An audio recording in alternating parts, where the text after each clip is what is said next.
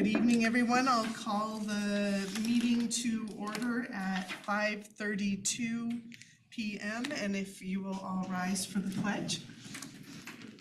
I pledge allegiance to the flag of the United States of America and to the republic for which it stands, one nation, under God, indivisible, with liberty and justice for all. I salute the flag of the state of New Mexico, the symbol of perfect friendship among united cultures.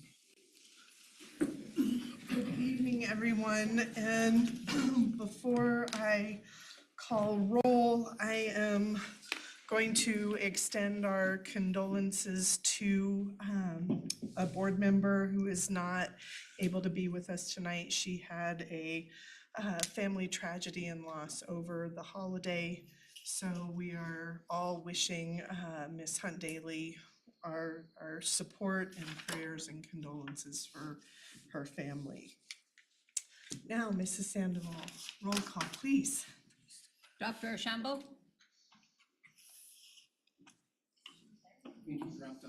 Uh-oh. Oh, no. We'll see if we can get him back.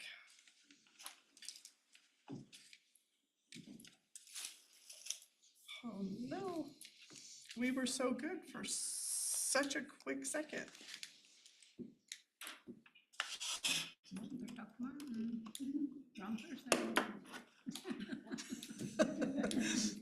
I saw somebody come up and I thought, oh, there he is. I accidentally opened my camera. We don't want to see your face. Can we just change your name on the bottom of your screen and then we would be good, right? Oh, no.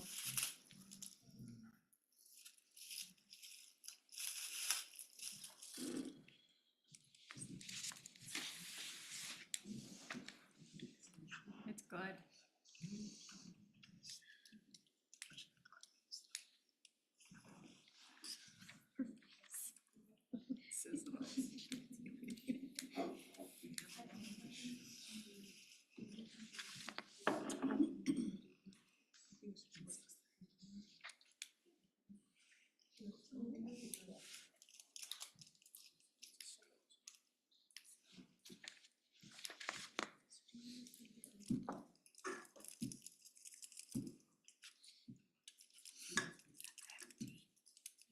Well, goodness.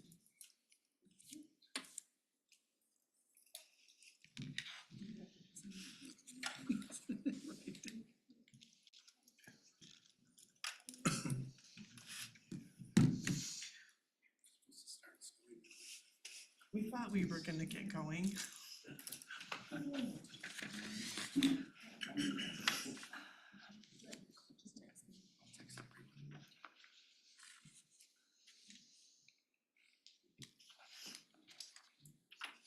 Dr. Guy says he's having problems connecting.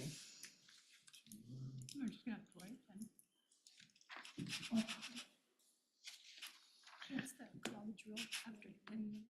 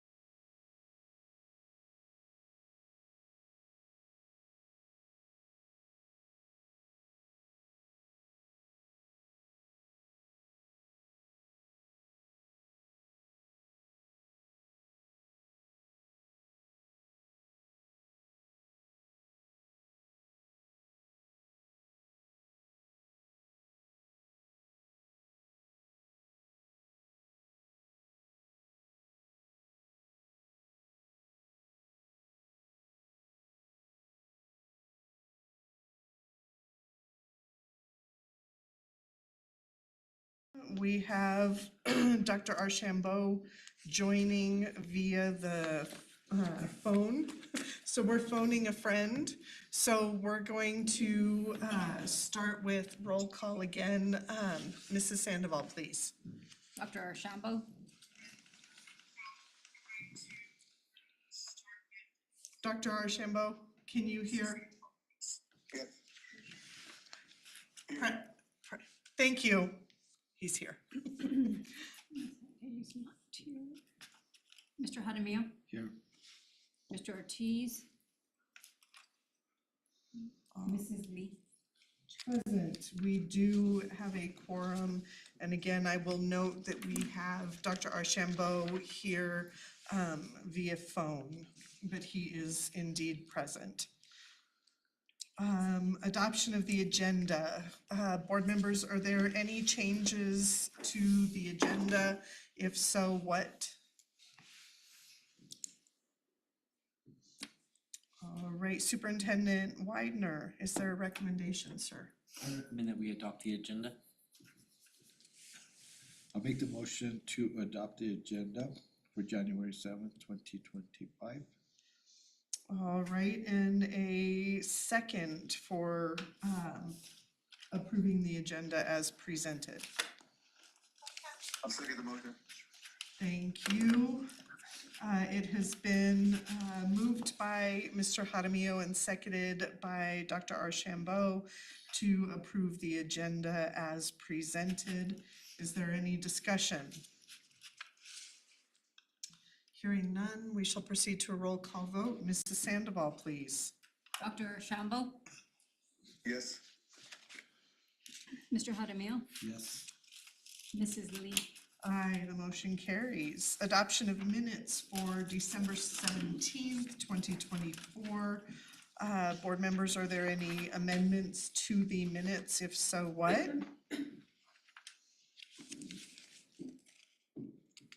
I don't have any. Okay, thank you, sir. Superintendent Weiner, is there a recommendation for approval of the minutes as presented?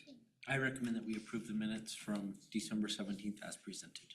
Thank you. Is there a motion to approve the minutes as presented? I'll make the motion to approve the minutes as amended, presented. And a second, please? I second the motion. Thank you, sir. It has been moved by Mr. Jaramillo and seconded by Dr. Archambault to approve the minutes as presented.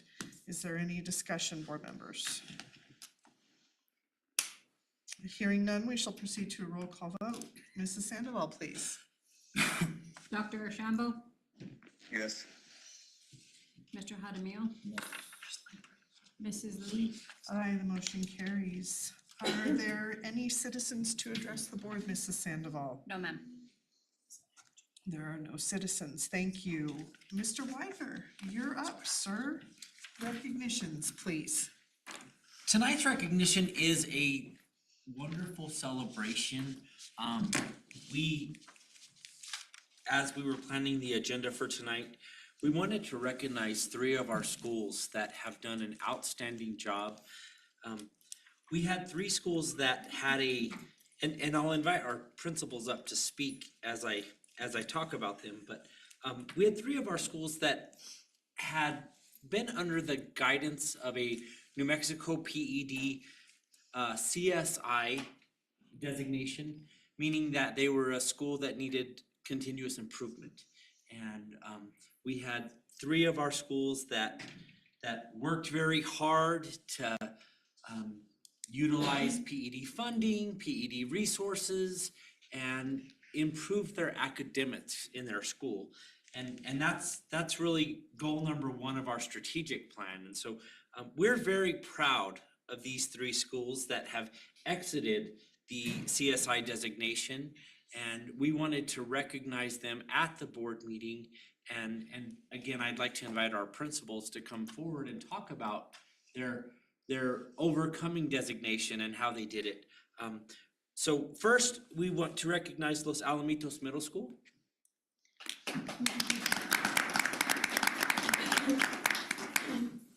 We want to recognize Mesa View Elementary School.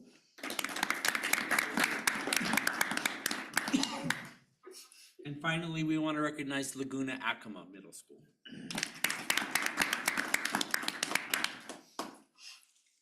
Principals, if you'd like to say anything.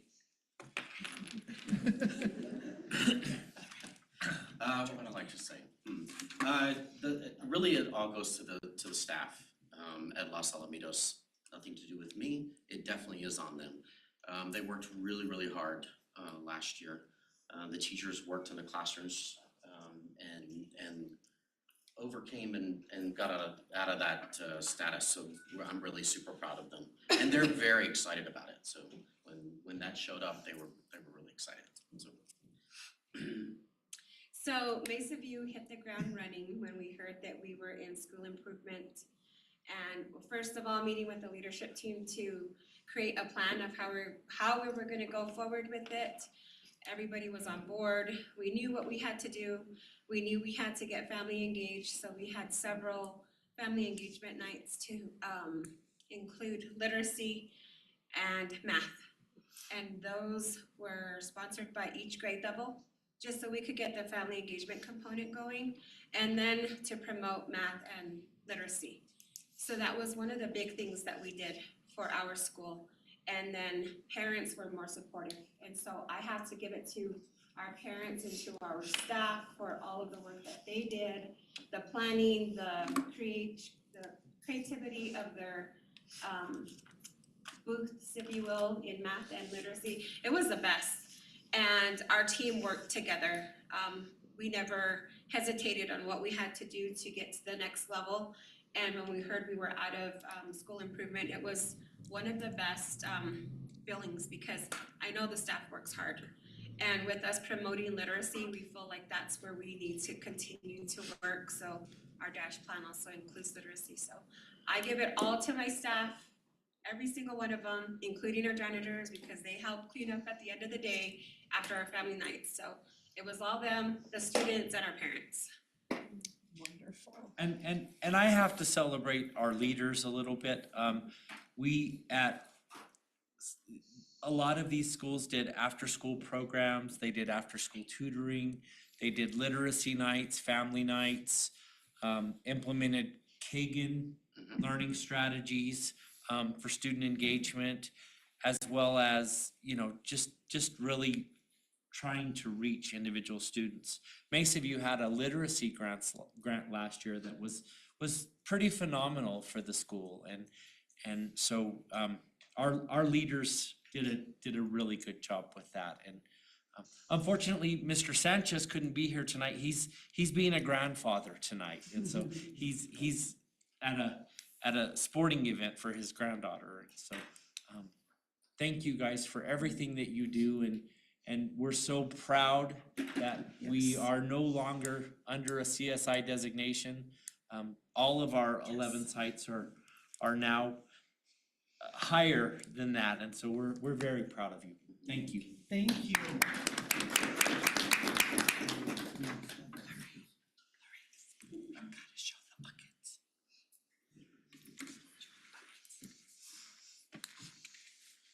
Thank you.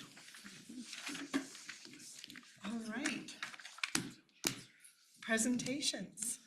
Our first presentation is going to be a presentation by President Lee. You are going to present to us on a donation. Yes. So we had a wonderful opportunity to work with a local national store, Tractor Supply.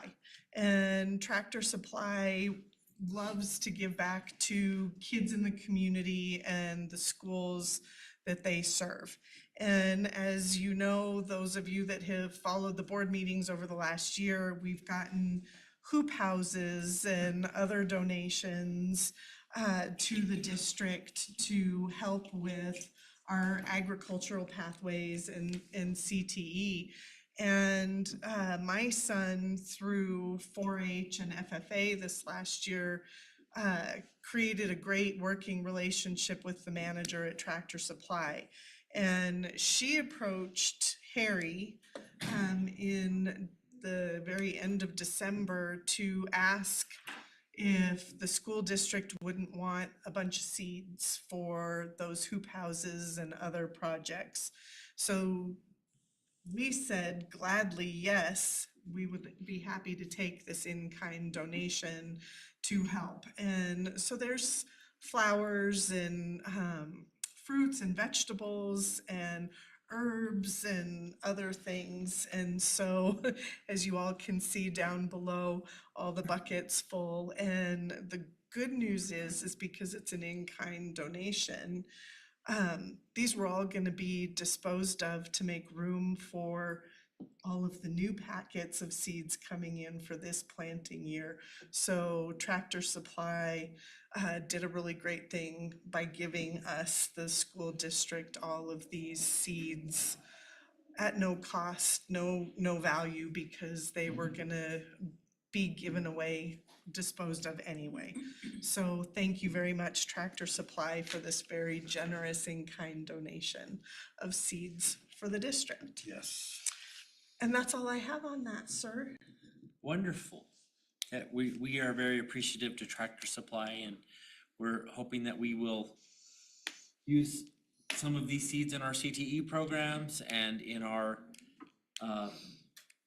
campus beautification plans, and really utilize them in all 11 school sites. Yes, Grow them in the classroom. right. We used to grow them in the milk. Oh, in the milk cartons, I remember that. Yes, We watch them. yes. So thank you.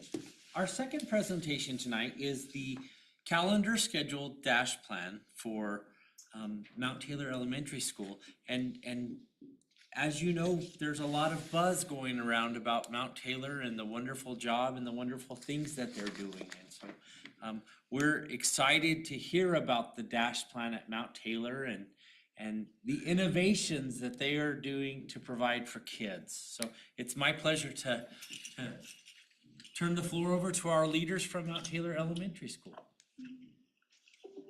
Hi everyone, good evening. Good evening, Superintendent, members of the board, everyone here. We are going to present on our dash plan. Principal Mrs. Valdez, Assistant Principal Ms. Marcus. It's a little bit different because we just have short and sweet and fun stuff, but most of you guys follow and see stuff that we do along the way anyway. And so into our first slide are goals for our dash plan this year, which is really hard because, talking to Dr. Martin, and our goals this year are just personal goals is going deeper, and going deeper with being a school family, going deeper with building relationships to where we have positive relationships and there's less, discipline and things like that. But some of those things that are harder to measure, so then picking things that we can academically measure and have continue, those things go hand in hand to bridge, the positivity goes along with bridging the data-driven instruction and things like that. But what can be measurable is our English and our math goals. So we chose English language arts, layer 1 and layer 2 interventions, which directly aligns with goal 1 of our strategic plan, foster student excellence and academic achievement with a curriculum that recognizes our cultural diversity. So improve student academic achievement and provide excellent instruction and quality learning environments and supportive services for all students and their families. So directly the same goal for math, selected layer 1 and layer 2 interventions for 3 through 8. Thank you, sir. The cohort we chose Thank you. was our 6th grade cohort. Last year, when they were 5th graders, there was, some long-term sub situations. There was potential for such growth, and we just saw that when 6th grade has, strong teachers, learners, and whole teams, and so that is something that we're proud of school-wide, is that our teams are working together. We have teachers in classrooms, they're working together and planning data-driven instruction.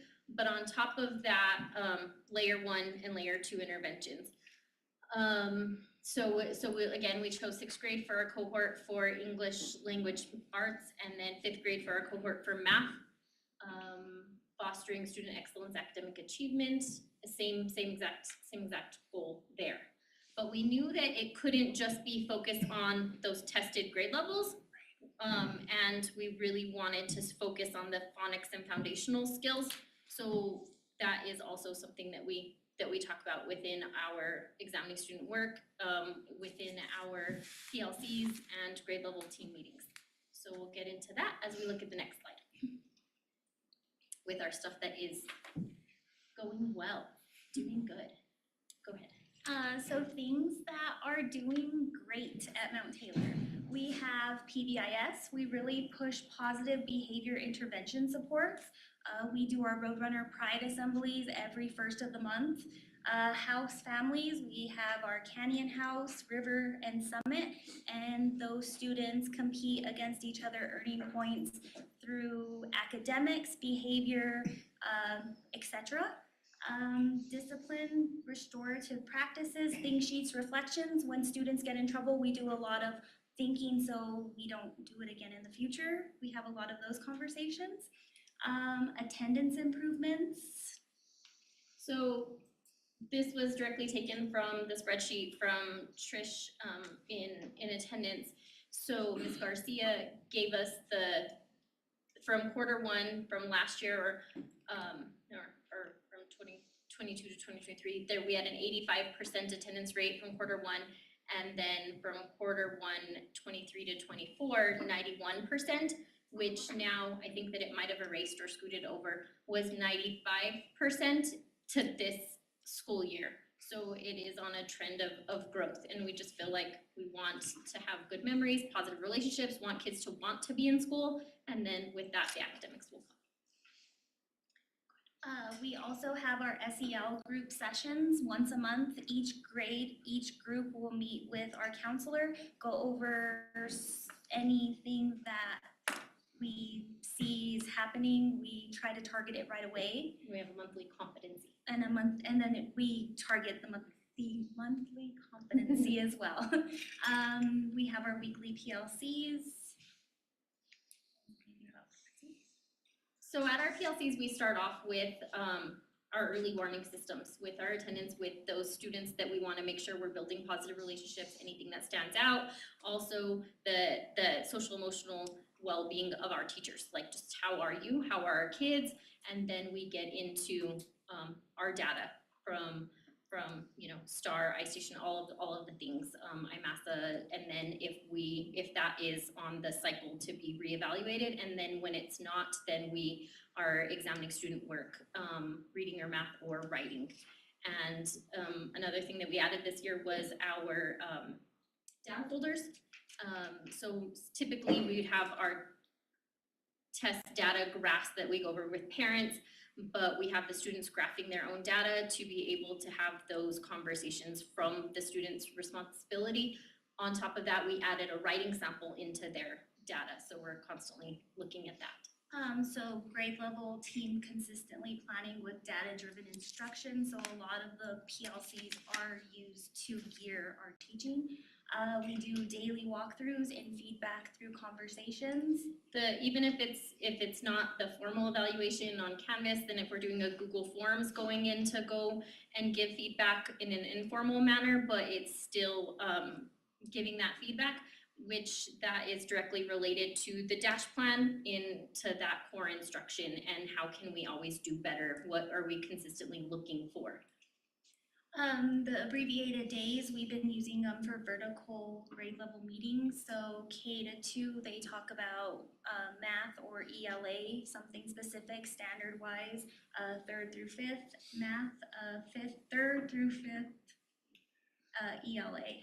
So one of the good things, and I think Ms. Grego was in one of our PLC conversations, meetings at that point, that had come from our K through 2 talking all about phonics is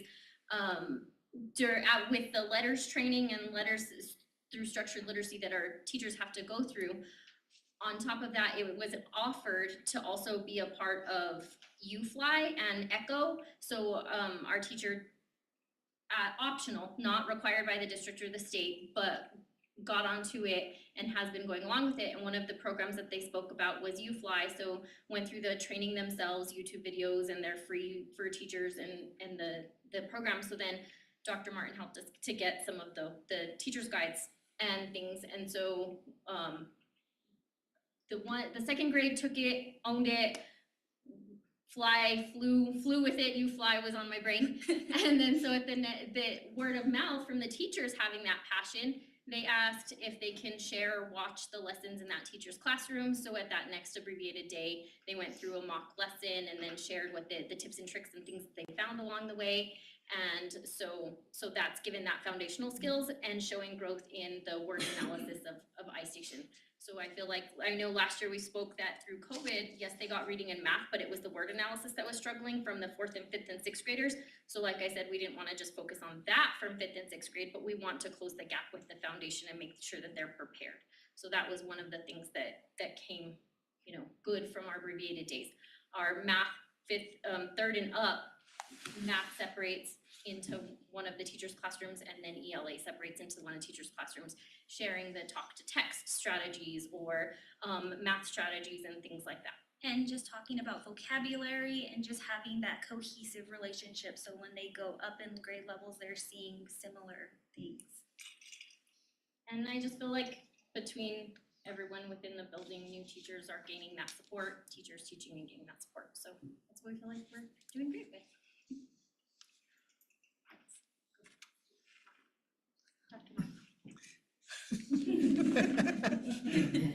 That's okay, because I believe the next slide is just thank you. Thank you. We added a picture at the end though with our thank you. That's from today's Roadrunner Pride Assembly, because even the kids, getting my own daughters ready in the morning was like, we have an assembly today, right? Yeah, how do you know? Just curious for what their brains think, because we always have one when we come back, and then when it's the first of the month, so we get to start out by seeing everyone and stuff. So they were really excited. So we had our house competition this morning, and then we had a countdown for New Year's goals and welcome back, and so that was one of our. So we were saying we're gonna start the new year with a new goal, and so we got a countdown, and so we got to pop, and all the confetti went everywhere. And then they got to go back to their classes to learn. Mr. Widener saw one of our was a part of one of our house competitions in flipping cups. Today, random kids came up and ate donuts, or starting out a little fun within the students of the month, teacher of the month. The pull-out teachers, art, music, computer, give their upper, lower class of the month and things like that. But it was a great way to start, because they got to hear all these amazing things on why these kids are being recognized, to go back to the classroom to hopefully Set do their the same thing. new year goal and Q3 goals and things like that. Excellent. So thank you guys, that's a bit of what we do. I was not a fast cup flipper. And does your attendance, sorry, No, go ahead. do these events bring up your attendance? Cause the kids probably look forward to that, so all the kids probably wanna come They that all wanna day. be there, they all wanna be there, and, well, last year, okay, so one of our students, random students had gotten, I don't know, we were having a parent phone call conversation, I remember if it was from needing support or in trouble, or anyway, needless to say, I was talking to a parent on the phone, and they said that their son said that the next morning had sent me a message just to say he's, having in a mood, but he really wanted to be at school today because he knew it was the assembly and he thought that he might get a Roadrunner dollar for having good attendance. And I was like, oh, well, I know we give Roadrunner dollars, so we make Roadrunner dollars from the print center, and it's for a popcorn or popcorn, and then they get a Pizza 9 coupon. And then I was like, but we hadn't ever given those for attendance. So randomly that day I said, but because then we, get new ideas from the kids of what to add and things like that. But we do have our Mystery Day attendance prizes today. Because, if it was a struggle to wake up and get back to school and back to the routine today, Miss Marcus, I handed out everybody socks. they were bombless socks even. But Wow. they did have a cute little saying on how it's the new year and we're gonna get over anything, And we're gonna put our best foot and we're forward. gonna put our best foot forward. I almost was like, we should have bring everybody socks. I might go get you guys socks and come right back. But those are the things that make kids want to. Yes. And then we try to learn some things. Yes. Wonderful. Well, all the conferences that we go to, they're always talking about grades, but they're always talking about attendance. Figure out ways to get them to school. Just to get them. Building the whole person, because we are building a person for life. Yes. Excellent. And Thank thank you. you. Thank you all very much. I wanna commend these ladies, cause there are great things happening at Mount Taylor and there is so much excitement and enthusiasm for school and board members, if you ever want to go to a Roadrunner Pride Assembly, they are fun events and they are neat to see the kids collaborating and working in their houses and it's an exciting place to be. It is. So My we give grandkids go points there. by early warning systems. They get points for if they improved. They don't have to be at any certain grade level, grade equivalency. If they improved in their STAR or I station, if they stayed tiered for attendance, tier 1 attendance. If they didn't have any minor behaviors 1 point, no behaviors 2 points. So it directly relates with early warning systems, and on top of that, I forgot what the other one was, but then all of those points put together, we have in our front bulletin board in the front office, the overall points per house. And then And it'll be updated soon because Q2 just finished. Thank you, ladies. Thank you. Mr. Wagner. For our third presentation tonight, I've asked Mr. Triplehorn to give us an update on the PSCOC and our projects and our next steps.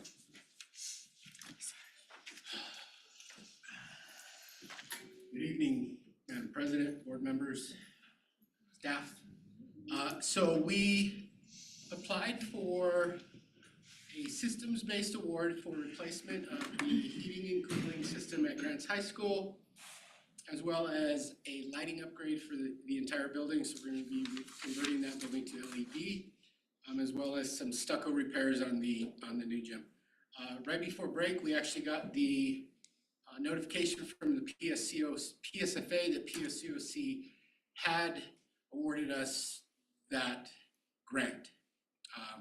So we have some letters that need to be signed by Mr. Widener and the board president, accepting those, an MOU. And so the next steps for us, we also did apply for the demolition of the old central office, as well as the old PLC building. Those awards were granted as well. Those are 100% funded by the state, so we don't have to come up with any money for that. The GHS project, we will have to come up with our 24% match. So the first step that we'll have to do after we get all the paperwork executed with PSFA is to put an RFP out for a designer for the heating and cooling, the upgrades to the GHS systems. So I will be starting to work on that RFP this week. There's templates that PSFA provides, so I just have to fill in blanks, basically make it Ron proof. So, and then of course I'll have Mr. Cooper make sure that he's okay with it, and then we'll put it out on the street. We'll select a vendor, or we'll select a design professional. Based on that, we'll have it out on the street for 30 days, just like we do with any other RFP.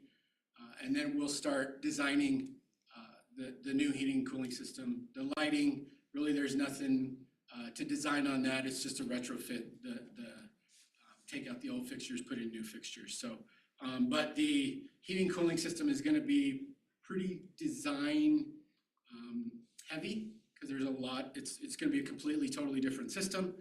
So we don't know if we're gonna have to take out the old system to put, or, because we still have to maintain the heating and cooling system while we're doing this. So there's gonna be a lot of juggling going on with that.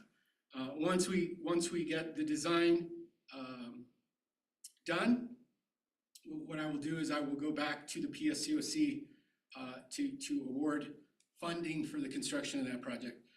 The reason we didn't do it all right now is because construction is kind of a volatile market right now as far as pricing. And so if we said we need $15 million right now, 6 or 8 months from now, it may be $20 million.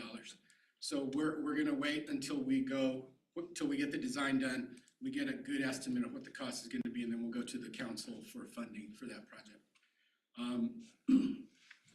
As far as the demolition projects, what we will do with that is we will just basically put out an RFP for abatement and demolition, and the state will pay for all of it, so. So that's where we're at with that project, or those projects. I'm hoping, I'm gonna meet with PSFA to look at what projects were funded this year, because I wanna start working on the possible application for the replacement of Mount Taylor in July when the funding cycle opens back up. So I need, that of course, we don't know where, right now Mount Taylor is 124. Hopefully it went into the top 100 this year, and if it's in the top 100, then we can apply to start designing that new school. So that's where we're at with PSCOC stuff. Any questions for me? Yeah, I do. The progressive lantern, is that a portable? Isn't it a portable or what is that? I'm The sorry? old, are you talking about the PLC? What building is that? The old boardroom. Yeah, isn't that a portable? No. It's a solid structure. It's a solid Because structure. when you walk in it, it feels like it's, Yeah, it's kind of, it feels like it's a. it's got a crawl space underneath it, and it's a wood frame building, and yeah, so. I've always thought it was like a big portable or I something. wish it was, because it'd be super easy to demo if it was. But it's got asbestos in it because it was built pre-1980, and as well as the It has to. McBride building over on Second Street. You gotta do what you gotta do.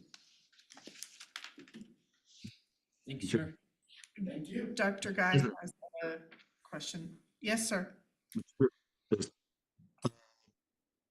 Triplehorn, you said it was design heavy, that there's gonna be a complete change of the heating and cooling system, correct? Correct. We are gonna go away from a water-based system to a refrigerated loop system. So it'll be all refrigerated gas. So it'll be a heat pump system, basically. That's great. And on the asbestos issue with the old building? How are you addressing that for in the demolition of our old central office complex? So that will be part of the RFP, so I'll get bids from companies, from probably a general contractor. They'll get with one of the remediation companies, whether it be Kears or any of the other asbestos companies in the state. They'll get a bid from them to remediate it, and then the general contractor will demo it, so.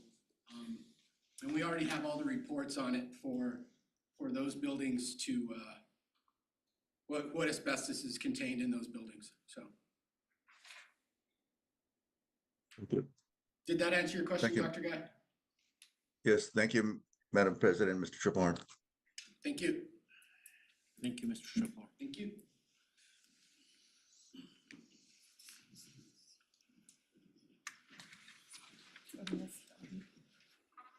Are you gonna stay there or are you gonna go to the, there?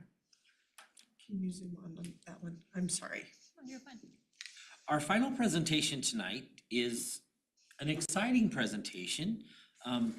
Dr. Martin is going to present our middle of the year data, our assessment data for our students that they did all of their testing in December. And we are excited to see some growth. So, Dr. Martin. The president, members of the board, colleagues, and our audience. So I'm presenting beginning of the year to middle of the year data. As you all know, our different grade levels take 3 different tests. Our K through 2 students take the iStation exam, iStation ISIP. Our grades 3 to 8 take the IMASA, which is state provided interim assessment.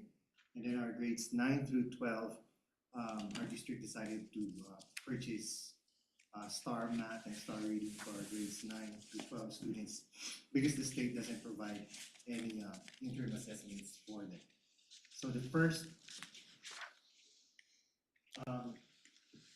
few slides, I'm sorry if I've breezed through some of the slides.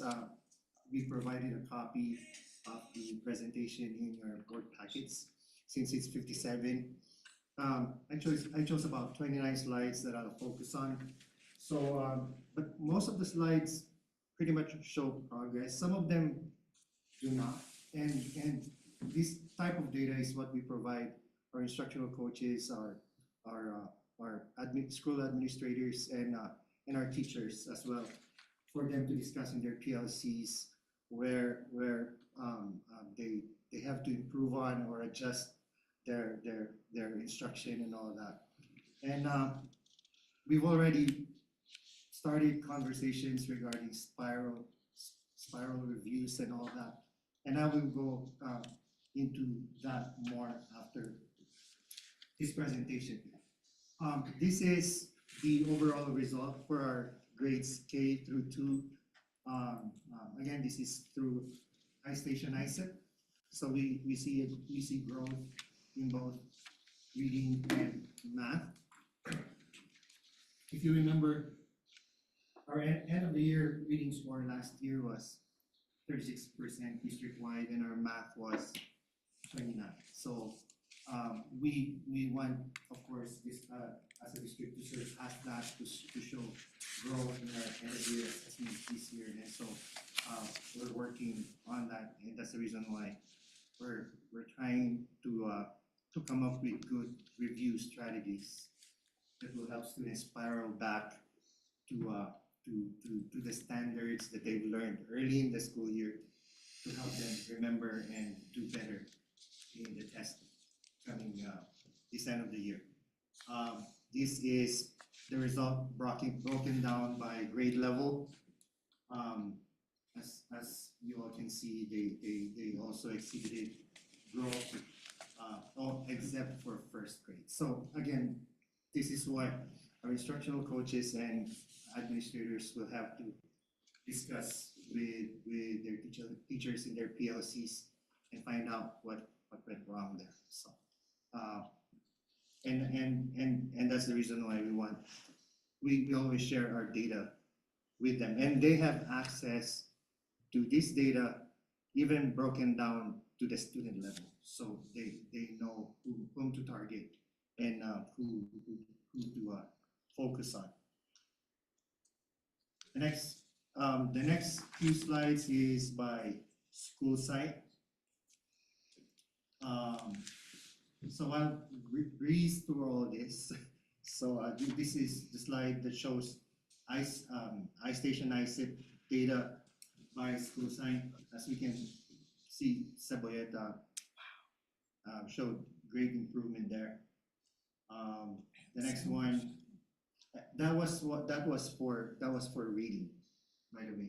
This is for math. San Rafael is the school showing tremendous improvement in math from BOY to MOY in iStation. And then the next slide shows you the result broken down by ethnicity.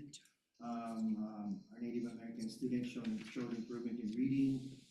Our Caucasian students showed a dip. And again, that's a discussion that will need to happen in the instructional coaches meetings and PLCs. Our Hispanic students improved, and all the other tribes and all the other subgroup of students showed that they really did as well. So again, let me remind everyone, this is just for iStation, grades K through 2. This is the result for math, iStation. So again, this time around, all subgroups showed an increase in math results for iStation, grades K through 2. Our next slide shows data. Would you have them go back to the other? Yes, sir. It's going too fast. Would you have them go back to the previous slide, number 9? One Yeah, more, sir? hold on. Number 9. Just this.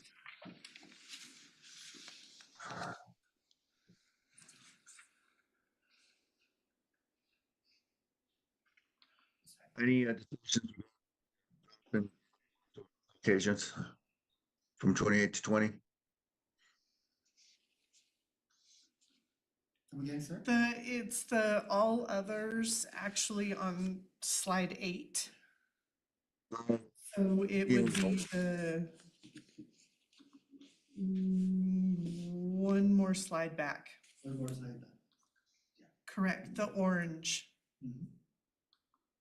Is that the one you were talking about, the 27.27 that went down to 20, Dr. Guy? This is the one I was referring to. Not the all others, but the Caucasian, it says BOY is 28.79 and MOY is 20.90. Yes, sir. Any preliminary discussions regarding what that may be about? We just got this data from our data and testing coordinator yesterday, and this will be shared. We will have our first instructional coaches meeting next Friday, and but prior to that, this will be shared with them so they can use it in their PLCs already, Dr. Guy. But we intend to dig deeper on what caused this dip. Thank you. Number 9.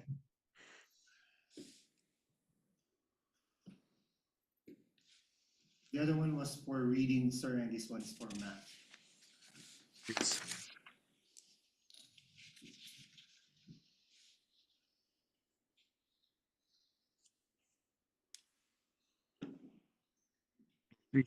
These are for kindergarten through second grade. Yes, sir. Okay.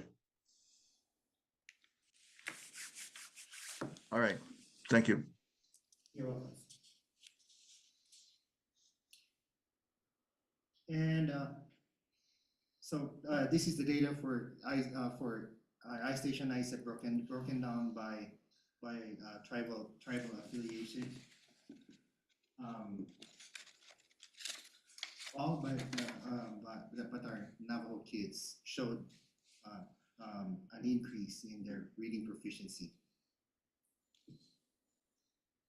And for math, all tribes showed an increase in their math proficiencies in the iStation ISIP for grades K through 2. And then the rest of the slides for iStation ISIP will be our at-risk group of students. Economically advantaged showed a little dip on their reading proficiency and an increase in their math proficiencies. That's on slide 13. Slide 14 shows the reading proficiency from BOY to MOI for our special needs students. A little bit of a dip from BOY to MOI, not even 1% for reading proficiency for our special needs students, and an increase in their math proficiencies from BOY to MOI.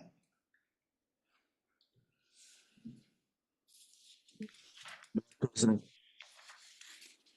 Yes, sir. Madam President. Yes, sir.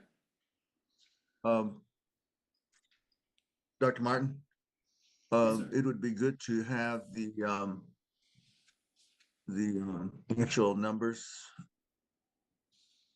so that we know what population or size of the population this represents. So for instance, K through 2, we would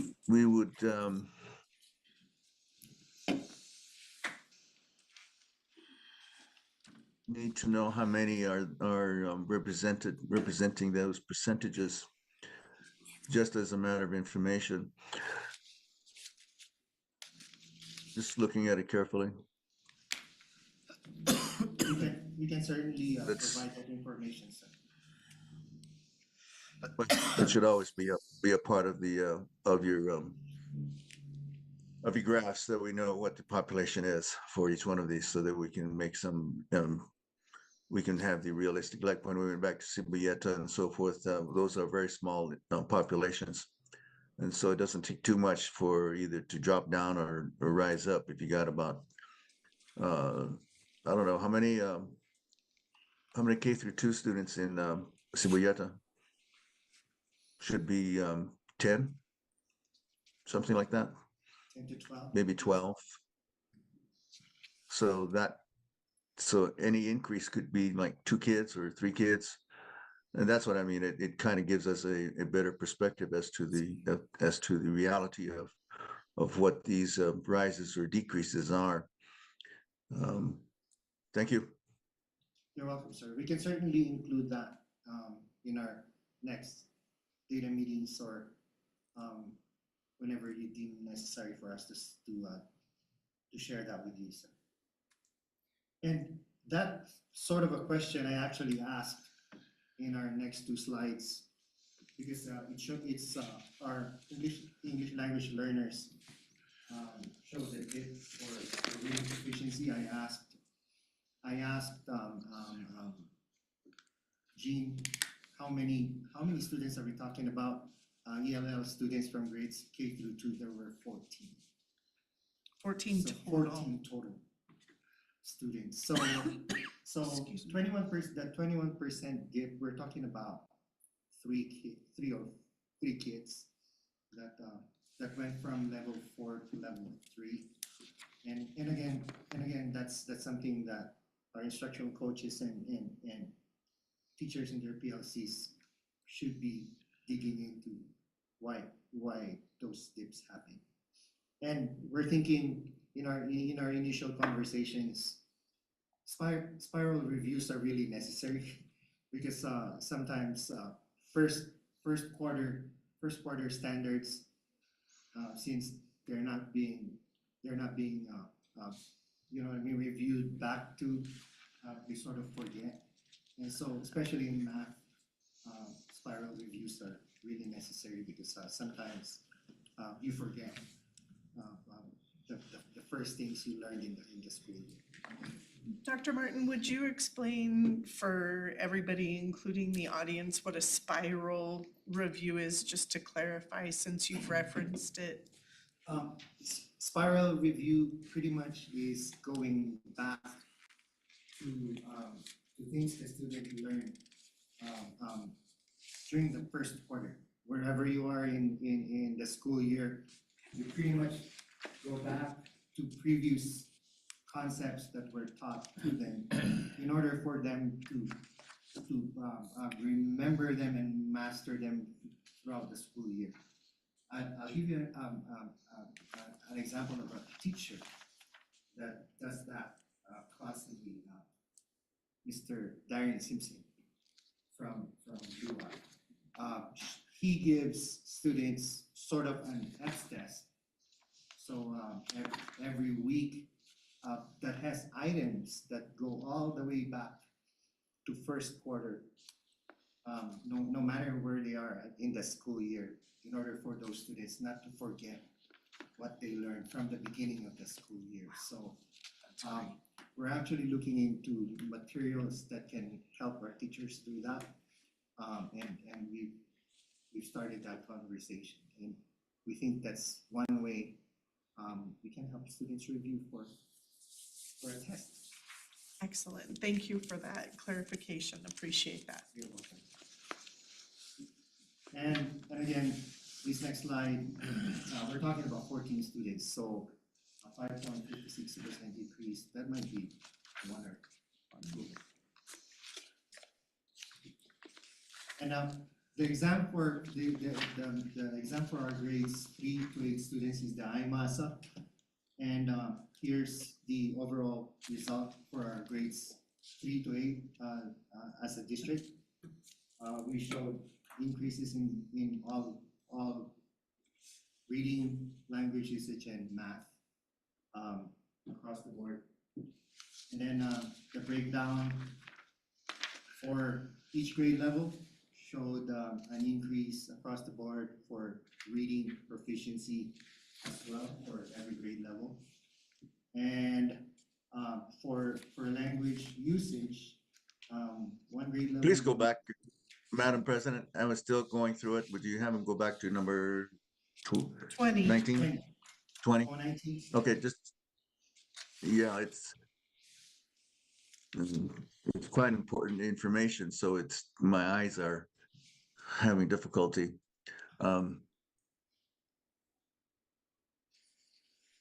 Explain the difference between reading proficiency and language usage. What are the kinds of test items that are being administered to the kids in? Wait a minute, that is all, this slide is showing reading, language usage, and math combined. Am I correct? Oh, I see, right down below. Yes, sir. Hold on. BYMOY. BYMOY.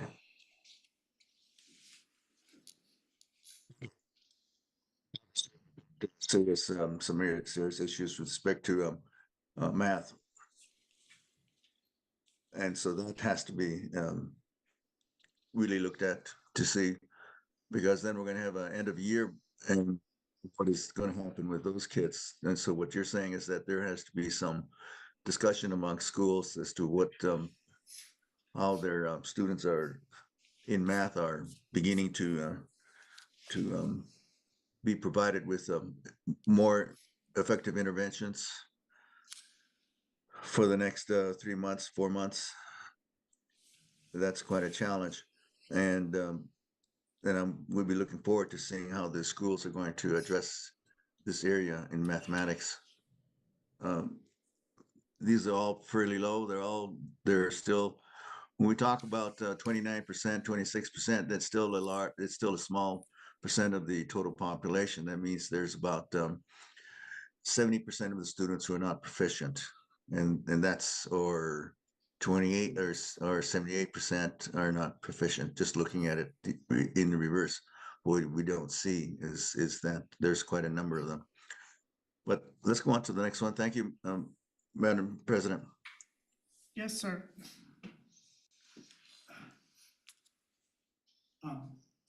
It's like slide 20 shows you the breakdown by grade level. So again, IMASA is for grades 3 to 8. This is their reading proficiency. Our 5th grade students showed the best increase. The next slide is our language usage, pretty much grammar.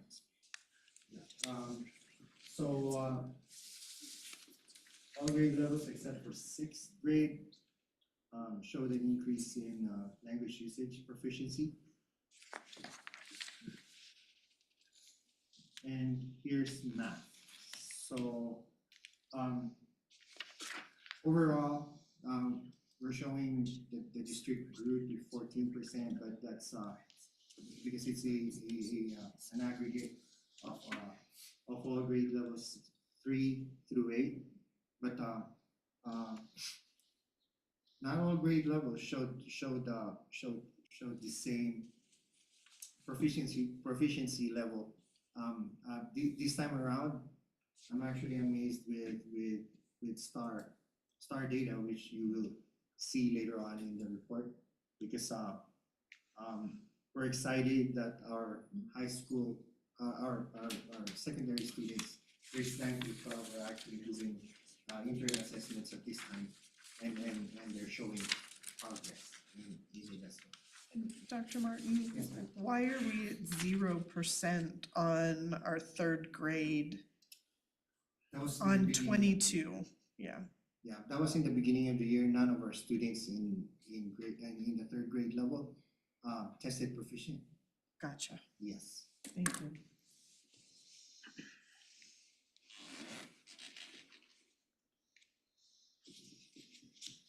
And the next few slides is by school site. So all our school sites showed progress in reading proficiency. Blue Water is the one with the best middle of the year proficiency among all of these school sites in reading. This slide 24 shows the language usage proficiency per school site. And there's a couple of schools that dipped, but most of our school sites showed an increase in language usage proficiency as well. And here's math. So broken down by school sites, IMASA grades 3 to 8, proficiency for math. Slide 26 shows you the reading proficiency broken down by ethnicity. Again, all subgroups increased in reading proficiency. Language usage, all the subgroups by ethnicity also showed progress in language usage proficiency and also in math.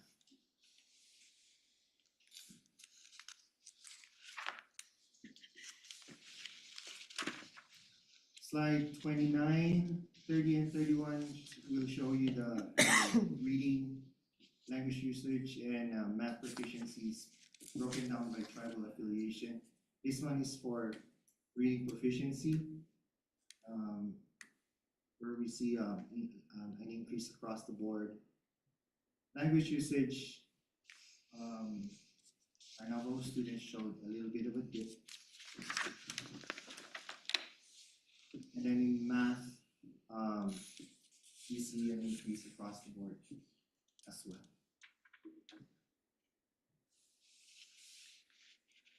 The next few slides will show us the proficiencies for our at-risk students. This is reading proficiency for economically disadvantaged students compared to our non-economically disadvantaged students. The next one is their language usage proficiency.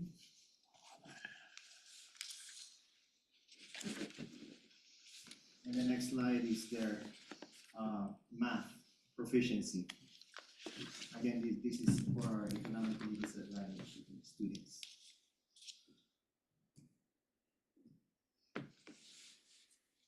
This slide is for the reading proficiency for our students with special needs. They're the blue graphs. This is for their language usage proficiency. And slide 37 is their math proficiency.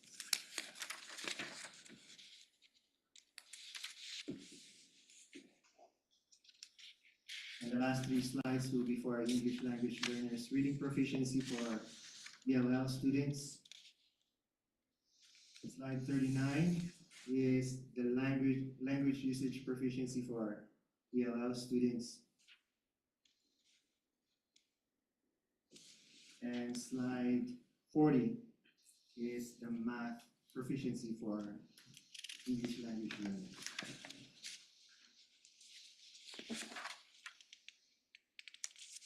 As I mentioned a while ago, we used Star Reading and Star Math, which the district purchased as interim assessments for our grades 9 through 12 students. And here are the results. Right now, the math proficiencies for grades 9 through 12 will be showing us 43.79. Hopefully that reflects in our end of the year assessment, because that's, to me, that's awesome. At this point, they're supposed to be at 50% of all the standards that they need to learn, and that's pretty close to that. So this is the overall proficiencies district-wide from grades 9 through 12 for reading and math. Here's the proficiencies broken down by grade level. Our 12th grade level students are showing the best proficiency in reading at this time. And then this is their math proficiencies. So again, 12th grade students are showing 56.08% proficiency in math at this time.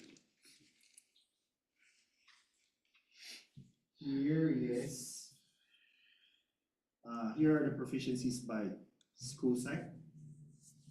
So again, early college, high school, we might be helping a few students there.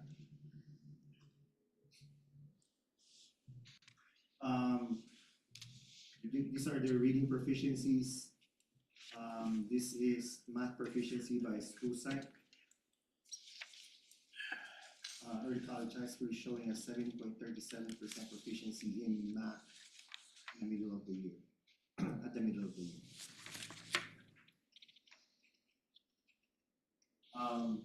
Broken down by ethnicity,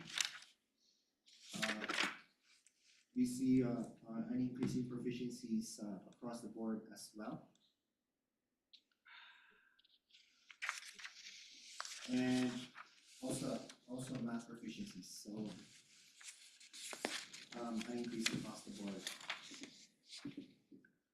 Broken down by ethnicity, here are the reading proficiencies for our tribes, Laguna, Navajo, and all other tribes. So again, an increase in each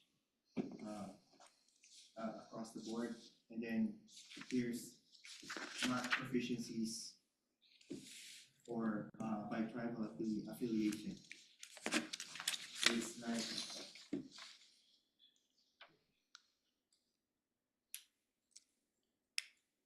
The next few slides will again be we want our report to be uniform, and so our group of at-risk students. So economically disadvantaged, reading proficiencies, an increase there, and math proficiency for economically disadvantaged students, an increase there as well. Slide 53 is the reading proficiency for special needs students, grades 9 to 12, district-wide, and our math proficiency for our special needs students, grades 9 to 12, district-wide. And the last two will be our English language learners. This is the reading proficiency for ELL students from BOY to MOY, grades 9 through 12, and our math proficiency, grades 9 through 12, district-wide, from grades 9 through 12. Again, some of the results we need to delve into those data, because we did see what the progress we wanted to see, but conversations need to be made and plans need to be formed or created in order for our students to help improving their performance in the end of year assessments. So again, conversations have started regarding spiral reviews and any type of review. Because personally, I didn't take any test without reviewing, and so I believe teaching students to review for tests would be something good. I'm ready for any questions. You didn't call it. Board members, I should also clarify a little bit, and maybe in the future we'll have some pie charts.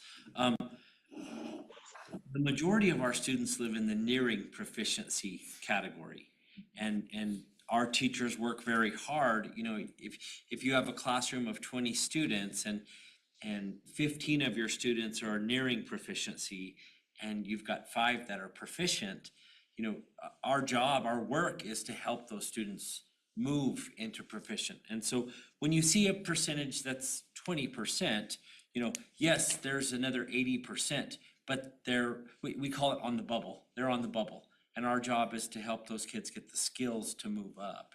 And so our instructional coaches work very hard, and they delve into this data across all layers and really look at, you know, okay, I've got Joe Simpson in my class and he needs some math interventions and support. And so our teachers and our instructional coaches work very hard at that. So it's not as dire when you see 20%, you know, yes, there's that other 80%, and they're on the bubble, and so we need to move that bubble. Lorraine, would you get us back on the whole one? Board Dr. members, Martin? do you have questions for Dr. Martin? I do. If you'll just go ahead and get us all the way zoomed out. Lisa's coming. Okay, now I can see where we're at. Or, So- Madam President, can you hear me? yes, sir. Okay, sorry, apologize. Um, what I understand from what Dr. Martin said and what Superintendent Widener had to just comment on is that there's a recognition that there's more drill down that needs to be done. And the board needs to see that drill down so we know about those who are near and those who are not, as you call the bubbles. Well, that would be important for us to know. We are a school that is affected by the Yazzie Martinez ruling that says that there are certain populations of our students who have great needs. And so it's in our best interest that we really reveal or enable the board to better understand the scope of the challenge by drilling down a little bit more deeply, by instead of, and as you said, Mr. Widener, looking at it from either proficient or non-proficient can be a little scary. So in years gone by, we would recognize that there are kids who are nearing proficiency, as you're saying. And so it's important for us to see, it's important for the public to know that there is more than just an either or situation, that there are some students who are getting close to it and there are some who are not. So then that should affect the interventions that are going to be used for those who are nearing and those who are not. And that's pretty important. I think it's really important for the board to know those things. So when we do presentations of data, it would be really helpful for the board and the public to see that there is more than just an either or proposition. That there are some students who are getting there, and we want to know what kinds of interventions are going to be applied to those who are we're just about to make the leap.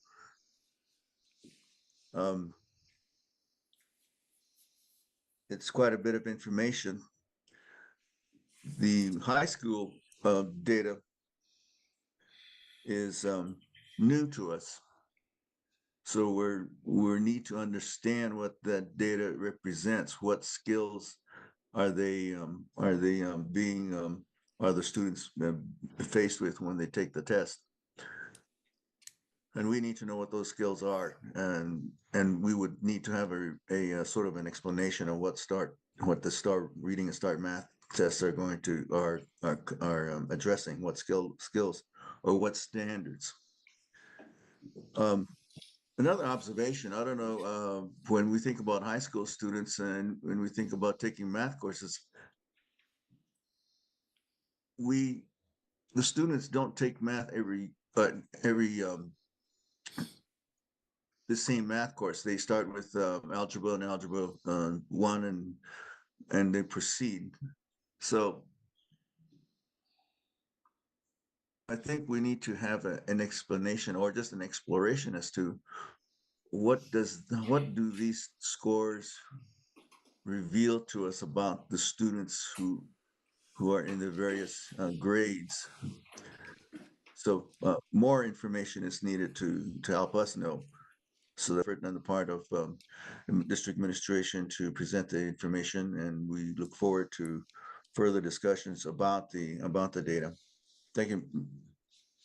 Board members, I'll also clarify one more point. Our students are assessed, so we have our DLPs, which are our standards, and our teachers are teaching the standards, and so they move through the standards in a scope and sequence.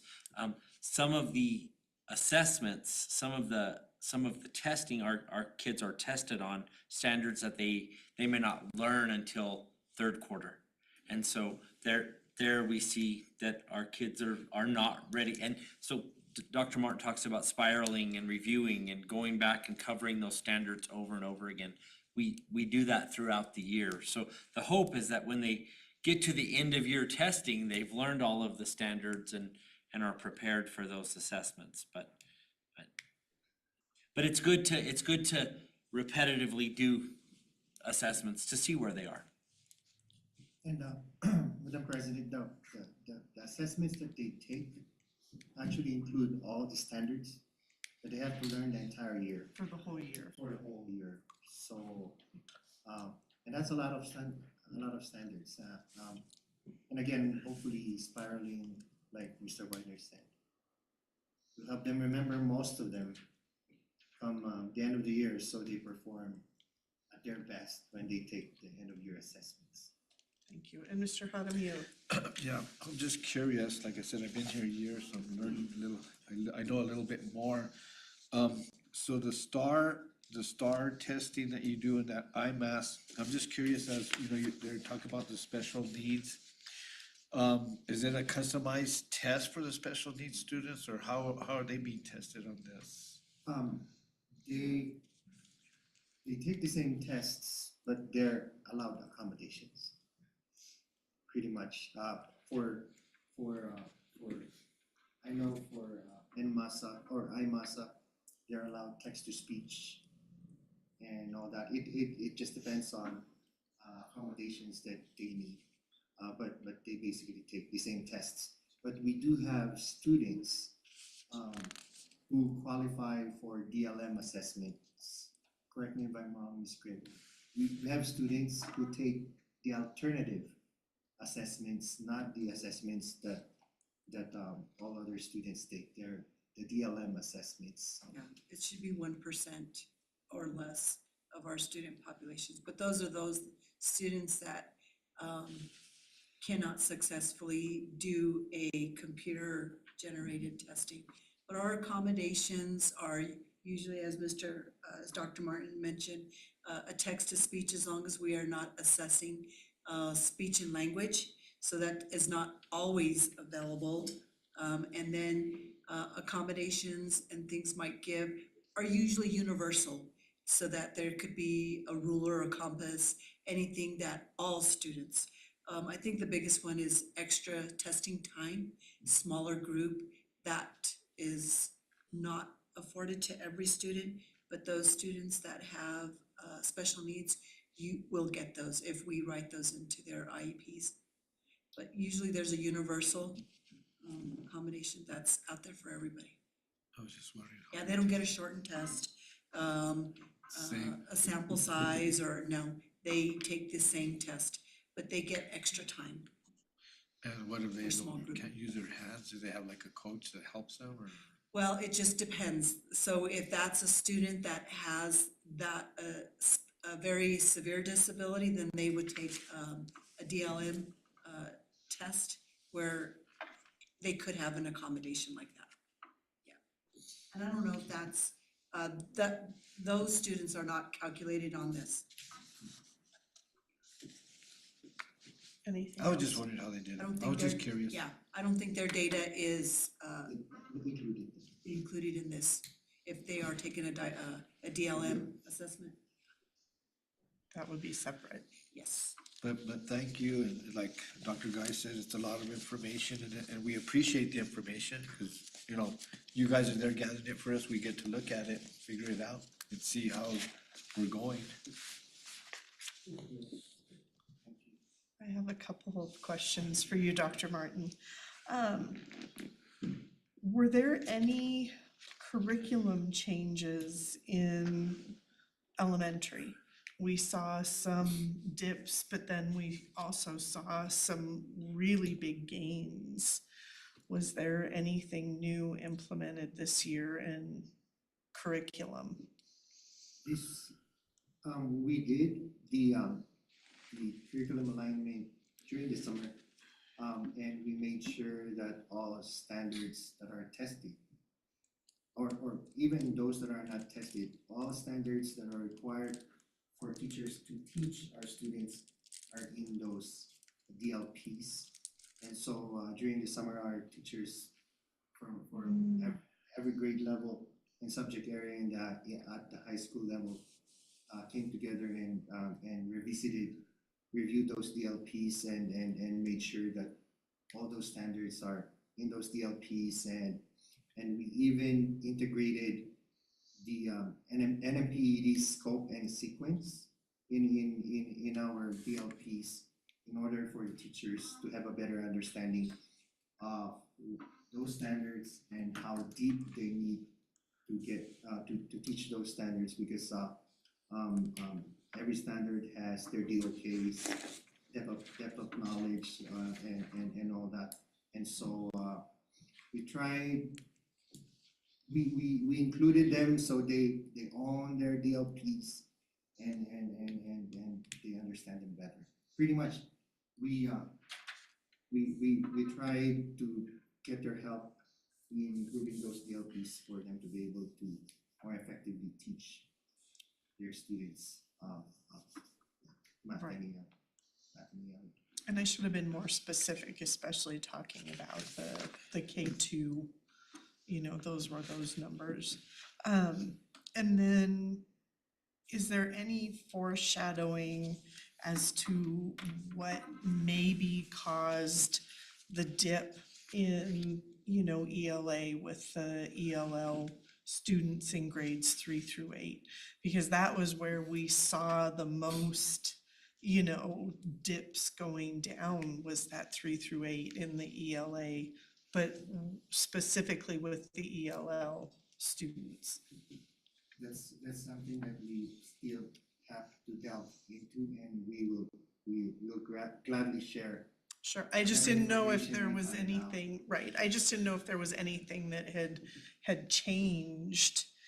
So sometimes with our ELL families, they come to the district and they leave to the district, or they leave the district.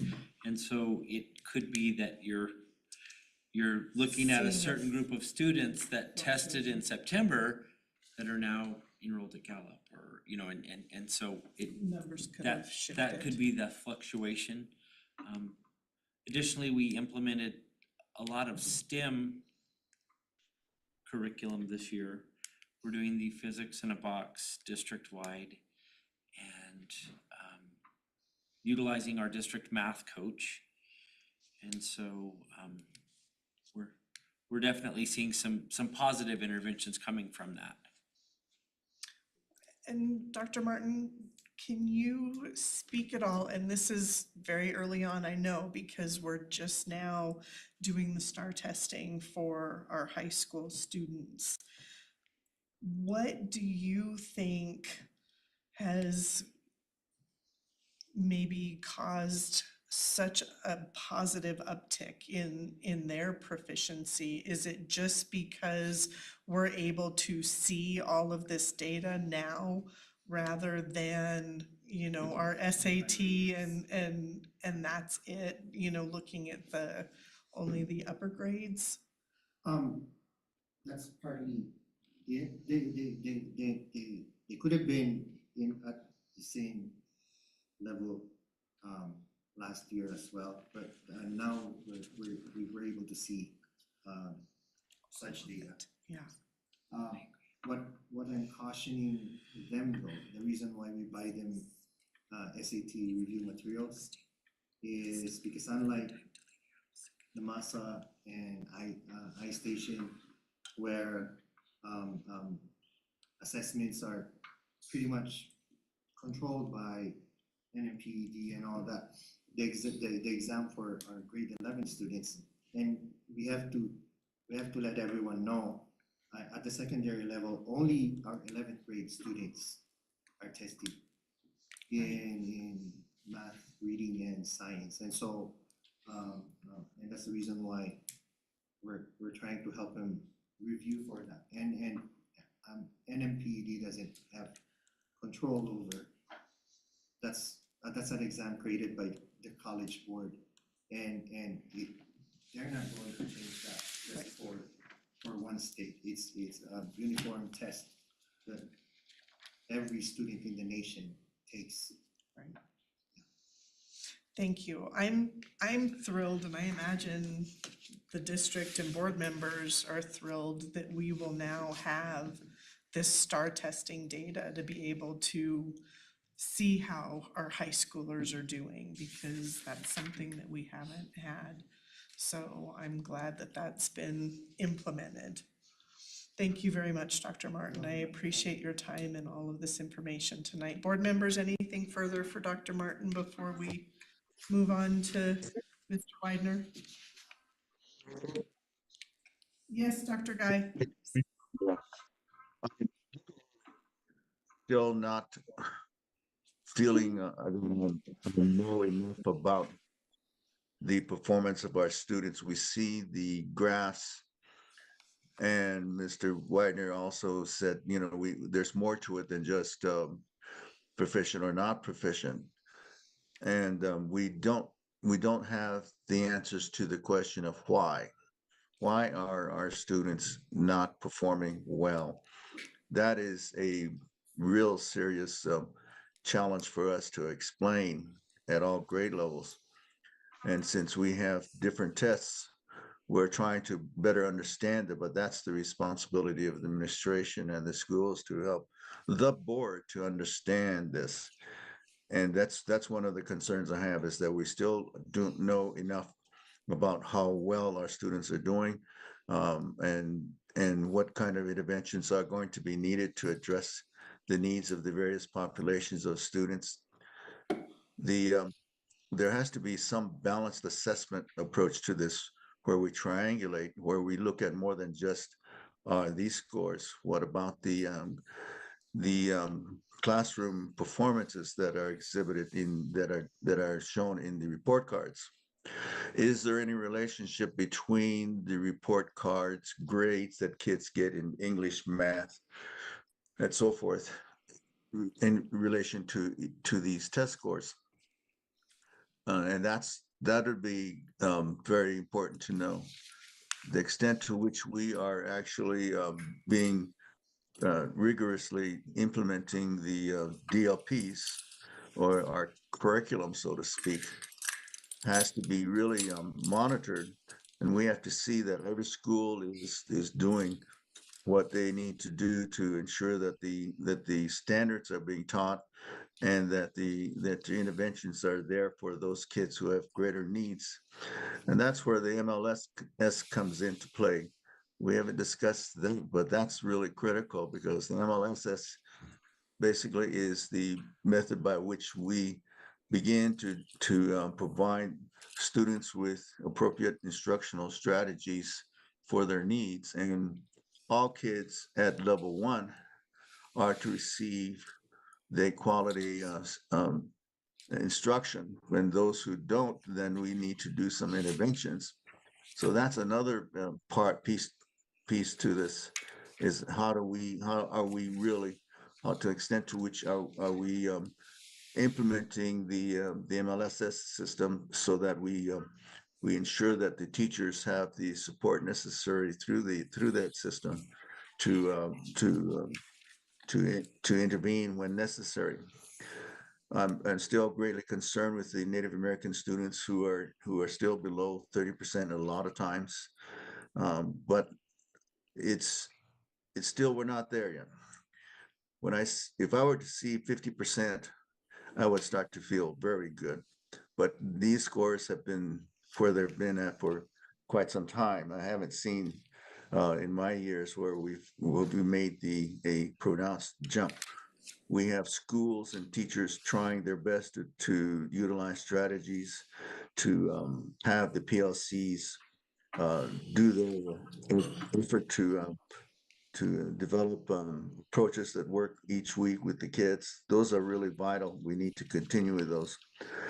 I just think that we need more information about our students, and explanation of why they're not learning, and what interventions we're going to be using for them. Thank you. Thank you. Anything else, board members? Thank you very much, Dr. Martin. Mr. Widener? Dr. Archambault just made a really good point. I would welcome any of you to go to a PLC room. Our instructional coaches, they break this data down on the walls. They have it by student.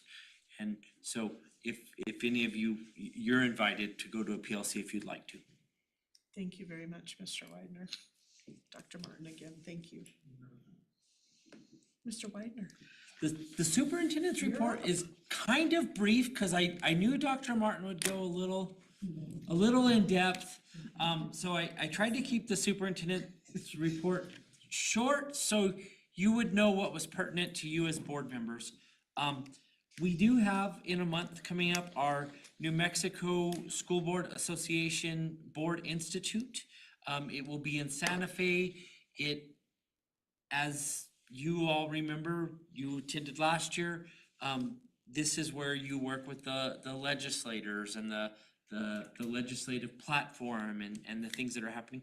That's February 13th through 15th.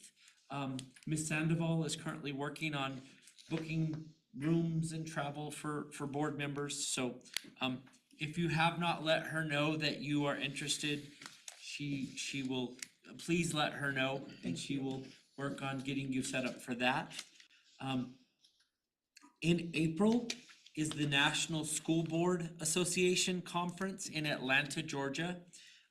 This is an important conference that New Mexico always sends a delegation of board members. And so we are working on booking that. We did a purchase order for flights and all of that today. So if you are interested in attending the National School Board Association Conference in Atlanta, please let Ms. Sandoval know and we will get your name on the roster for that. Today was our first day back to school and we are, you saw earlier, we had Roadrunner Pride assemblies and we had lots of things happening with our kids coming back for 2025. Yesterday was our union negotiated day for our staff. They worked in their classrooms, they prepared their grade books, they looked at their DLPs. We had some science and math curriculum workshops that were open to anybody that wanted to attend. And so looking at kind of vetting curriculum for the future. And but today was the day that the students came back. Several of our schools have adjusted their bell schedules to be able to accommodate, students being on time and in class on time and getting the full instruction that they deserve. It is projected that we may have snow this week, and all of our schools and our leaders have come up with asynchronous learning plans.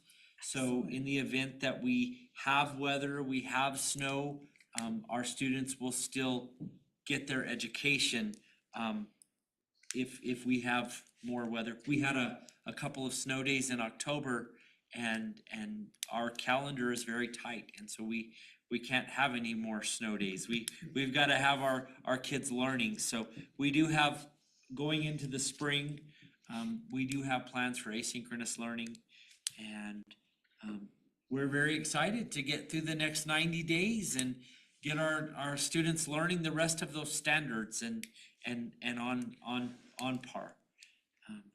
90 school days. Yes, we have 90 school days to teach them the rest of those standards that they don't know. So that kind of concludes the superintendent's report. If you are interested in going to the events, and make sure that Ms. Sandoval knows. And that's all I have. Excellent.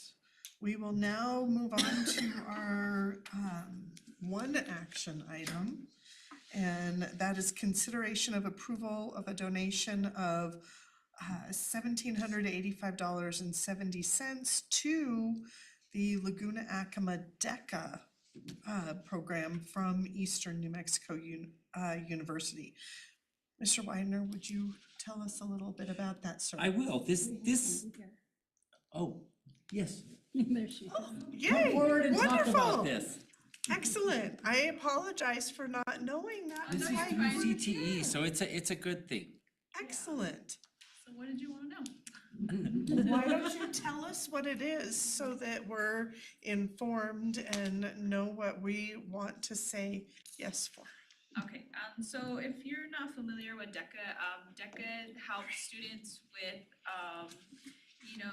careers in entrepreneurship, finance, marketing, advertisement, hospitality, tourism, and even management. So it kind of gives them an opportunity to learn the standards that DECA gives to me so that I teach it. And then recently students learn those standards and they take 2 100-question tests in order to, be able to compete in these conferences where they,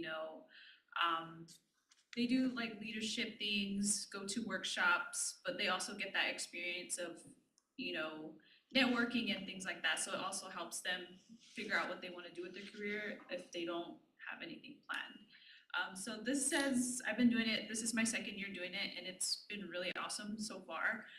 The students show interest in it, and it, they really like it. I had 18 students last year qualify, and this year I had 15. So it's going pretty good, but DECA gives us funding opportunities that we apply for, so it can go towards anything for our club if we need to purchase anything, or money for travel as well.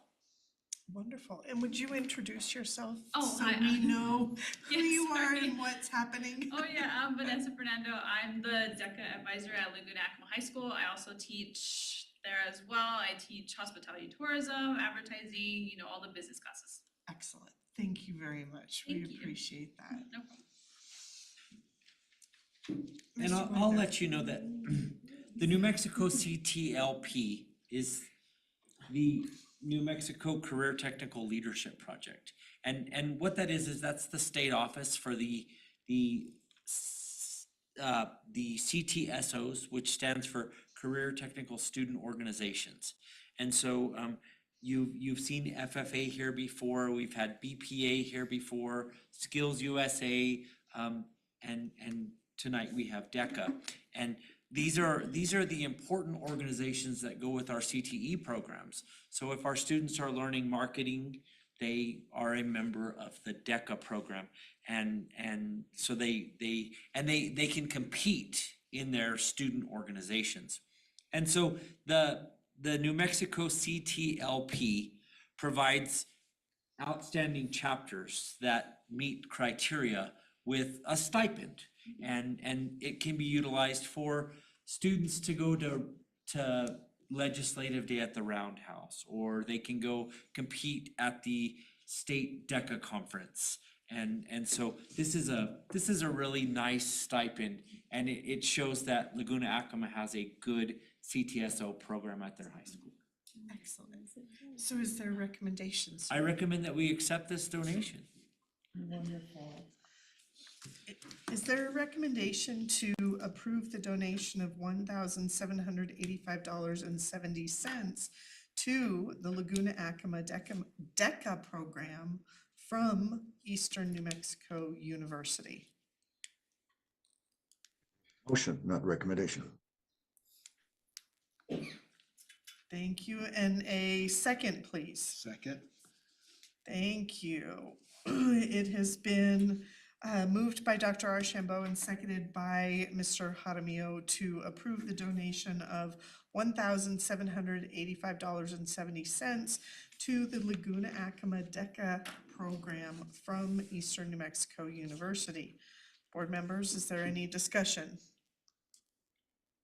None. All right. Mrs. Sandoval, roll call, please.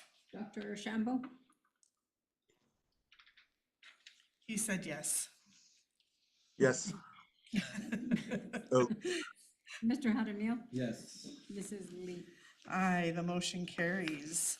Next is our consent agenda, bills and expenditures report for December 2024. Mr. Widener, I recommend that we accept the consent or approve the consent agenda for December of 2024.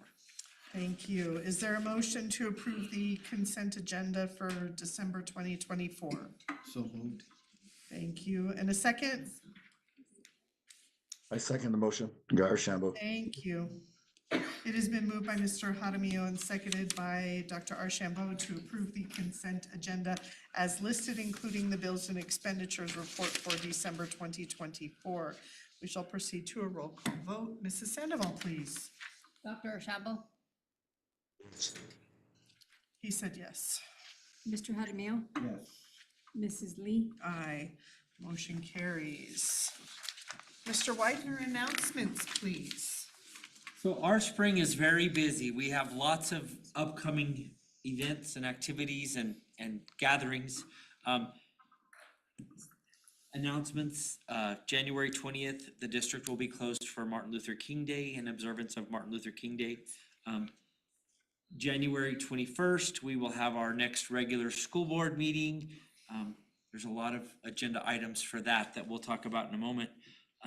January 29th, we have our early dismissal day. That's the day where students leave early and then our staff stays and they have PLCs, they have meetings. And so if any of you want to go to PLCs that day, that's a good day, January 29th.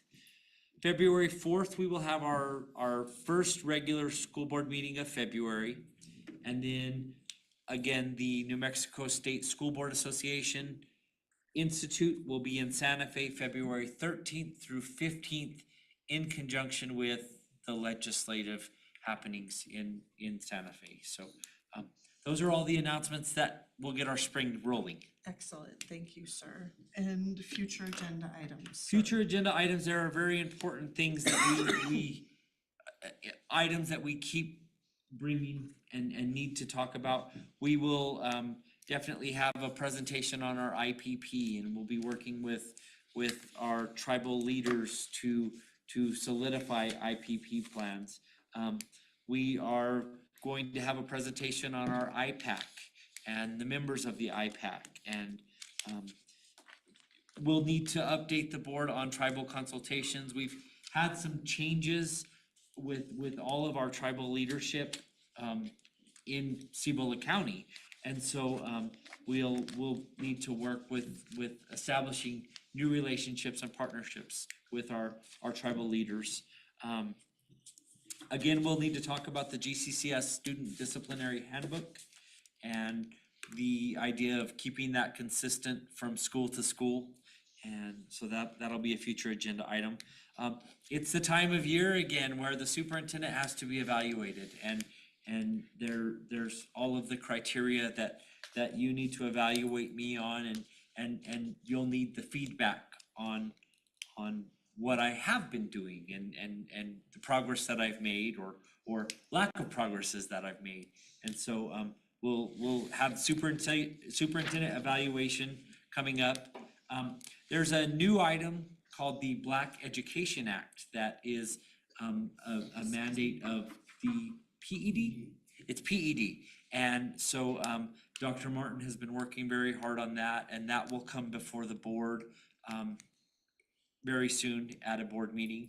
And then Mr. Jones is still working on our RFP for us, and it's time that we start getting some solidarity there in that RFP. So that's a future agenda item as well. Anything else, board members? Yes, Madam President. Yes, sir. It might be timely, be a legislative program for the board. And if we could have Mr. Widener make a presentation on those that legislation that may be of interest to us, we can discuss that in one of the next couple of meetings, maybe the next one or the following one. It depends on, it could be at the next one too. And because we're going to be going to Santa Fe Right after. mid-February. So it might be wise to have us get a review and be on top of whatever it is that is of concern to us. Thank you. Thank you, sir. And I added that one, Dr. Archambault. And then that superintendent evaluation, is that gonna be like real quick within the next meeting or? The next meeting, we're gonna have an executive session to go over that, and that process will be solidified in that meeting, if not before, with the process, because that process involves legal counsel as well as us doing it, because this is the big evaluation of the year. And although we just completed the formative in the fall, this is starting fresh all over for this upcoming year. And this ties in, because this is a contract renewal year, it also ties in with that. Well, I'm just asking, so, Yes. so we start working on it like immediately? I'll be emailing about that. Okay. Yes, sir. Yes, sir. It's a whole process, Mr. It Allen. is. We'll have I might we'll need- have I a might couple need- of meetings. I might need 5 months. All right, excellent. Superintendent Widener, is there a recommendation I for recommend that we adjourn this meeting. adjourning? Wonderful. Is there a motion to adjourn the meeting as presented? I make the motion to adjourn the meeting. Is there a second, please? Second the motion? Thank you. It has been moved by Mr. Jaramillo and seconded by Dr. Archambault to adjourn the meeting as presented. Mrs. Sandoval, roll call, please. Dr. Archambault? Mr. Jaramillo? Mrs. Lee? Aye, the motion carries. The board has adjourned at 7:19 PM. Thank you, board members, for your attendance and audience for being here this evening.